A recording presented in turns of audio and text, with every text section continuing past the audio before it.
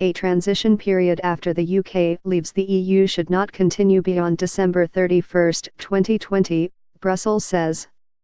This would put a 21-month limit on the temporary arrangement. The UK says it should last for about 2 years.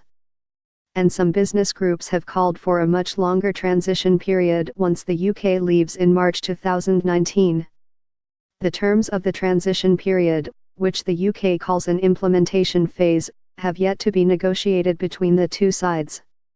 The EU says the UK will have to continue to follow its rules and cannot adopt an à la carte approach.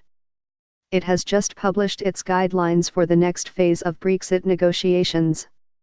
These talks will initially focus on agreeing the precise terms of the transition phase, before moving on to the UK and EU's long-term future relationship. It will be a temporary period after the UK leaves the EU and before the final arrangements kick in. Both sides have talked about having such an arrangement, although they use different names for it. The UK says the implementation phase will avoid a cliff edge for businesses on Brexit Day. The European Commission's guidelines state that the UK should continue to follow EU law and stay in the European Customs Union and single market during the transition phase. Rulings of the European Court of Justice will continue to apply, it says. The transition period needs to be clearly defined and precisely limited in time, the EU says. The Commission recommends that it should not last beyond December 31, 2020. This date marks the end of the EU's 7-year budget cycle. Giving evidence to a committee of MPs, Prime Minister Theresa May said a December 31, 2020 cut-off offered a neatness for the EU, but suggested the length of the transition phase would be a matter for the negotiations. Long-term, the UK has already said it plans to leave the customs union and single market and end the supremacy of EU court rulings as part of Brexit.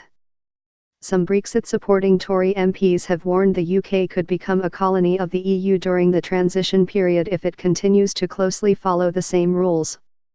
Looking beyond the transition phase, the UK is hoping to strike a comprehensive and bespoke trade deal with the European Union to replace its membership of the Single Market and Customs Union.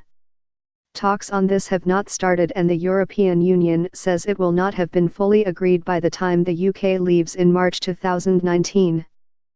But Mrs. May disagrees. Asked earlier whether she still believes the entire agreement can be negotiated by Brexit Day, she said, "That is what we are working to and that is what I believe we can do." The Prime Minister said the UK would start off at a different point from other countries because of its current trade relationship with the EU. The overseas territory of Gibraltar, whose sovereignty is disputed by Spain, has been raised as a potential sticking point in Brexit negotiations. The EU has said that Spain must agree to any arrangement between the UK and the EU applying to Gibraltar, a stance reiterated in the latest negotiating guidelines.